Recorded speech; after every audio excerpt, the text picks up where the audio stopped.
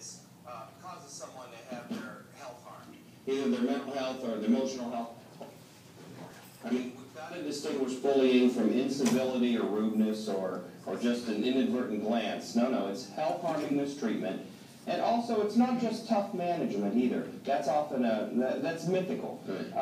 A bullying boss is one who disproportionately dumps everything on one or two people that they've targeted for the mistreatment. So there's punishment for the very few. So aren't there like HR departments and all these civil rights laws and all kinds of social protections for against abuse built into the system that should sort of preclude these creeps from plying their trade with us poor workers?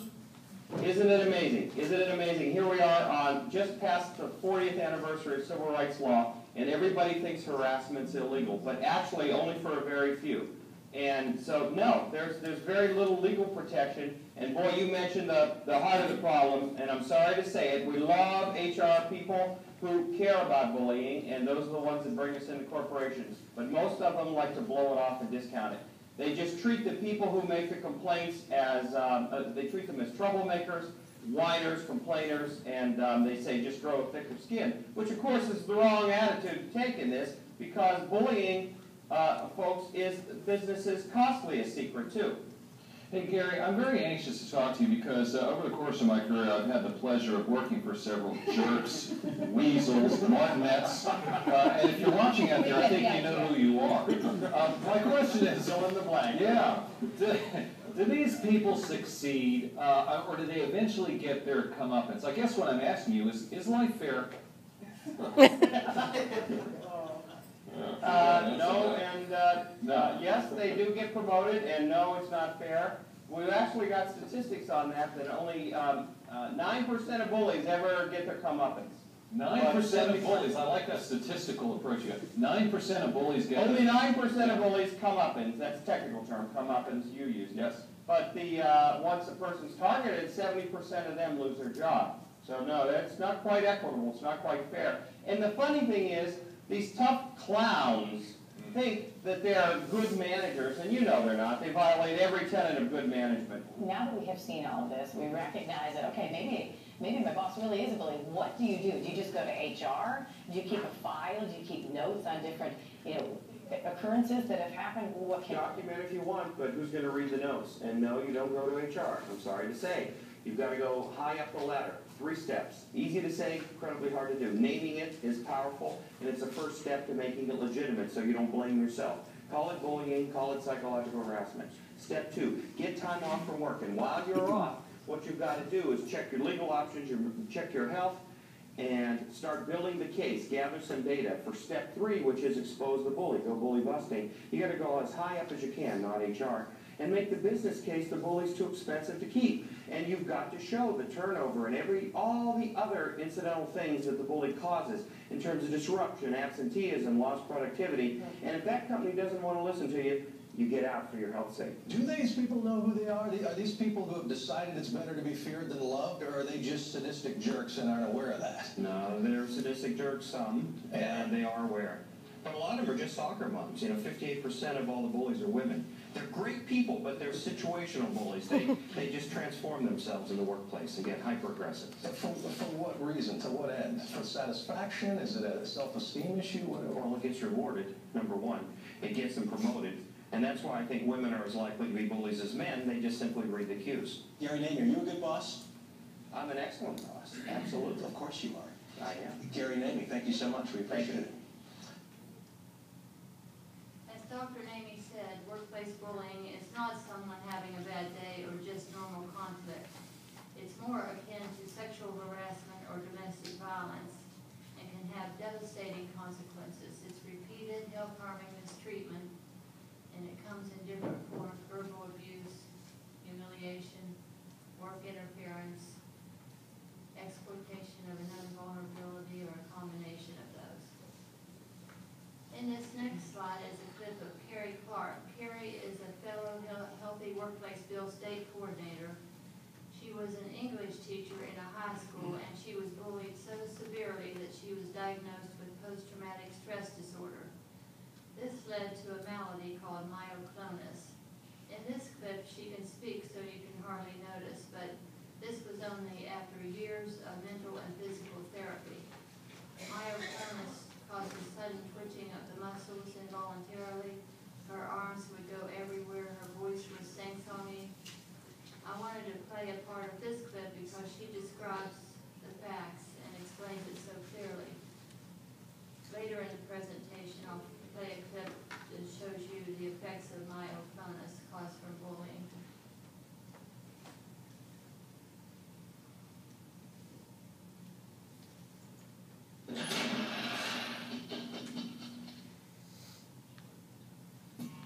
Bullying is very expensive for the bottom line of any organization. Workers leave and workers commit sabotage when they're bullied. And workers become ill and they miss work and they drive up healthcare costs.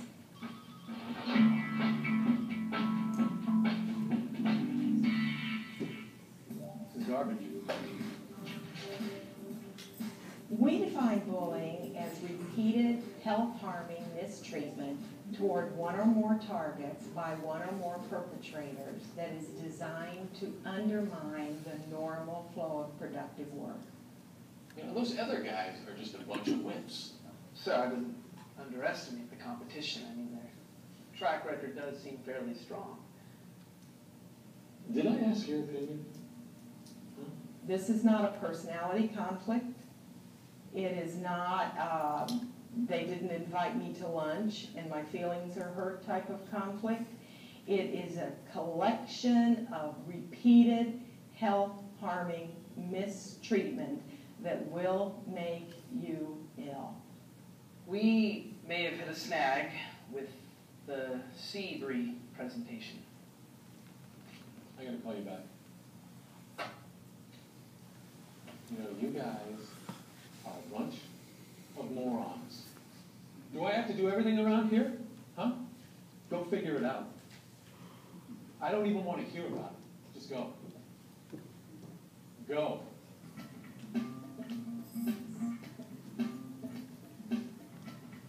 Rank and file workers are most affected by workplace bullying. The perpetrators are largely, or 75% of them, are bosses. But that's not always the case. There are many people who bully up to their boss or bully across to their coworkers. So rank and file workers are not above being the bullies themselves.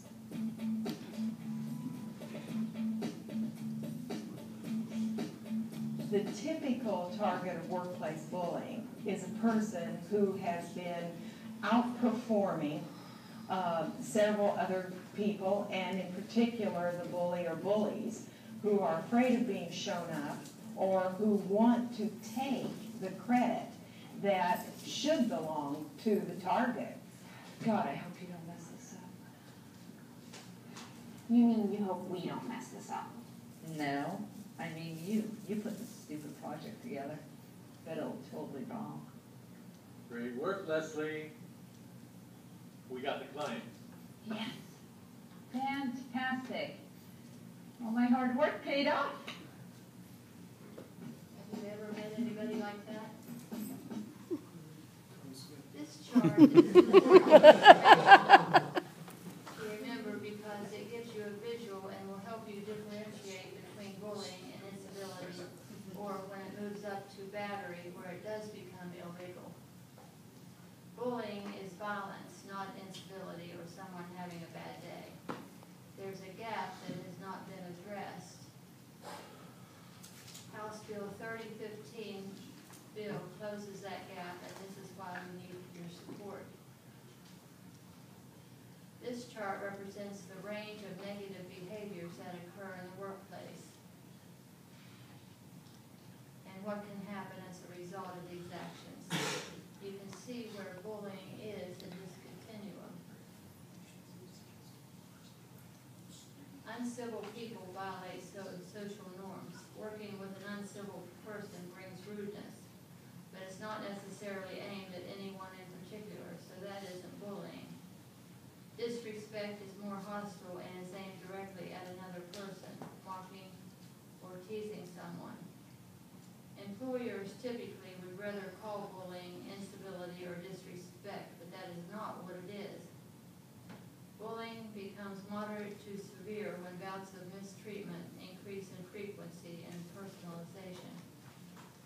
workplace bullying is not merely hostile, it's abusive. Abuse is potentially traumatizing. It's extremely invasive. If the target cannot find a way to alleviate the strain, he or she can quickly slide into despair. If hopelessness follows, the person might consider the option of violence toward themselves, as Kevin Morrissey did, or when it's directed outward, it can lead to homicide, as it did in 2007 at Virginia Tech, when a student murdered 32 people and injured another 23. The investigation revealed that bullying was a factor. But having this visual picture here shows you where the gap is and helps you to better understand the need for a law.